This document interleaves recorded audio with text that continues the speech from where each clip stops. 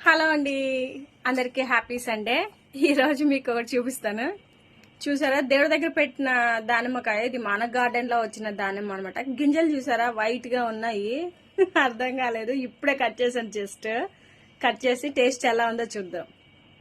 చూడండి, గింజలు అయితే చాలా చక్కగా ఉన్నాయి, పెద్దగా వచ్చినాయి. దానిమ్మకాయ చూసారా ఎంత చిన్నగా ఉందో, మన గార్డెన్ లో వచ్చింది. బ్యాడ్ లేకపోయింది వైట్. హే గైస్, చూసారా, ఇది మన గార్డెన్ లో దానిమ్మ. ఆల్రెడీ కట్ చేశాను నేను.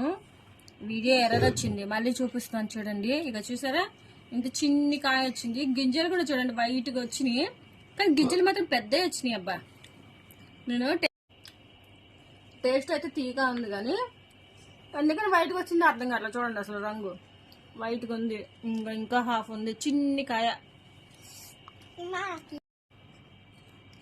ఈ గింజల్ని నిజంగా చెప్తాను, ప్రసాదం కూడా ఇలా పంచుకోమన్నమాట. తల ఒక 4 గింజలు తిన్నాము. మా వాళ్ళు వా అంటున్నారు.